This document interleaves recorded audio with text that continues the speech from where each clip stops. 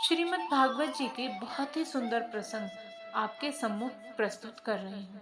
इस लायक तो हूँ नहीं इस मुख से श्रीमद् भागवत जी का नाम भी ले सकूं, किंतु अपने कान्हा जी का ध्यान धरकर उनसे क्षमा मांगते हुए इस जिह्वा से सुंदर प्रसंग को बताकर स्वयं को धन्य समझूंगी।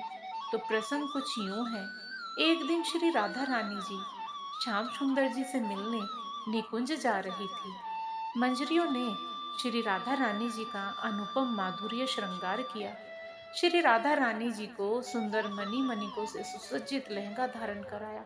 लहंगा इतना अनुपम सुंदर कि उसे देखकर सभी सखियां हर्षित और पुलकित हो गई।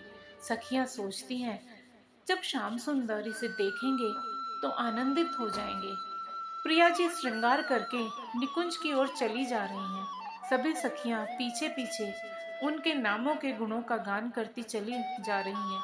लहंगों को छूकर कभी ब्रजरज स्वयं को धन्य कर रही हैं, तो कभी निकुंज की लता पताएं स्वयं को धन्य कर रही हैं। मानो आज सभी में श्री जी का स्पर्श पाने की होड़ लगी है। वृक्ष की ऊंची डाल पर टंगा सूखा पत्ता भी श्री जी की कृपा पाने के लिए व्याकुल हो रहा है। किस विधि श्री जी की कृपा पा सके, उनकी राह में होते हुए भी उनकी कृपा से दूर है। पत्ता बड़ा व्याकुल है, उसका मन विचलित है। यही विचार करते करते उदास हो रहा है। तभी एक शीतल पवन का झोंका आया और सूखे पत्ते को डाल से अलग करके उड़ा ले गया। पत्ता उड़कर सीधा राधा जी के लहराते लहंगे पर जा गिरा। राधा जी की कृपा देखिए कि पत्ता लहंगे से टकराकर नीचे नहीं गिरा, अपितु लहंगे ने ही उसे गिरने से थाम लिया और अपने साथ ही निकुंज ले चला। निकुंज का द्वार आया तो सभी सखियां द्वार पर रुक गई। श्री रूप मंजरी प्रिया जी को निकुंज के अंदर ले गई। साथ में प्रिया जी की कृपा से सूखा पत्ता भी निकुंज में प्रवेश कर गया। जो निकुंज शिव जी, ब्रह्मा जी, बड़े बड़े महामुनियों को दुर्लभ है, उस निकुंज में सूखे पत्ते को प्रवेश मिल गया। जिस निकुंज में केवल सखी और मंजरियों को ही आने की आज्ञा है, उस परम अलौकिक निकुंज के दर्शन आज श्री राधा जी की अहेतु की कृपा से उसे सुलभ हो गए। जब प्रिया जी सुकोमल फूलों से बनी सैया पर विराजमान हुई, तो प्रियाजू ने उस सूखे पत्ते को अपने हाथों में ले लिया और अपने कपोलों से लगा लिया। प्रिया जी का स्पर्श पाते ही वो सूखा पत्ता एक सुबासित कली बन गया और प्रिया जी ने उसे अपने निकुंज में हमेशा के लिए रख दिया। ऐसी है प्रिया जी की अहेतु की कृपा।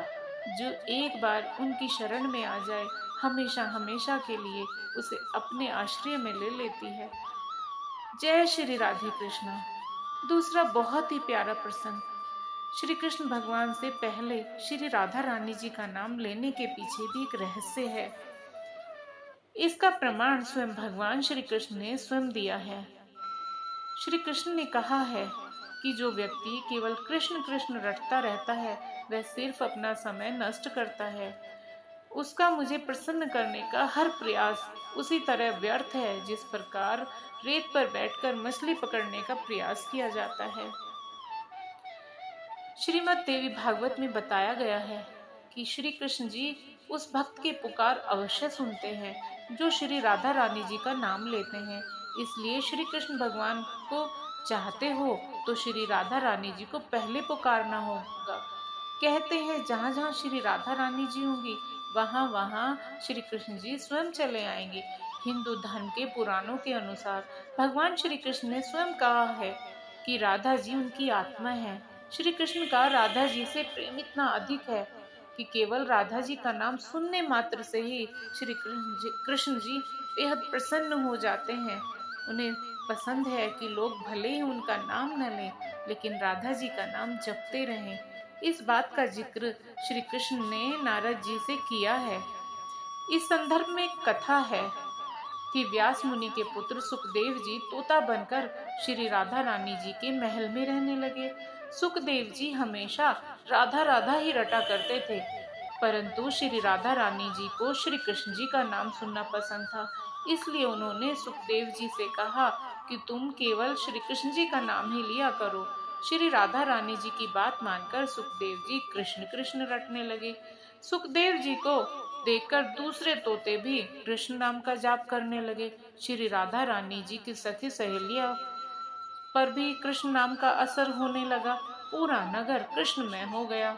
कोई श्री राधा रानी जी का नाम नहीं लेता था। एक दिन श्री कृष्ण जी राधा रानी जी जिससे मिलने जा रहे थे, उस समय वो बहुत उदास थे। मार्ग में उन्हें नारद जी मिले। श्री कृष्ण जी को उदास देखकर नारद जी ने उनसे पूछा, प्रभु आप इतने उदास क्यों हैं? श्री कृष्ण भगवान ने नारद जी को अपनी उदासी का कारण बताते हुए कहा कि राधा जी ने सभी को कृष्ण नाम रटना सिखा दिया है। कोई राधा कहता ही नहीं है, जबकि मुझे राधा नाम सुनकर प्रसन्नता होती है। जब यह बात श्री राधा रानी जी को पता चली, उनकी आंखों से अश्रु बहने लगे।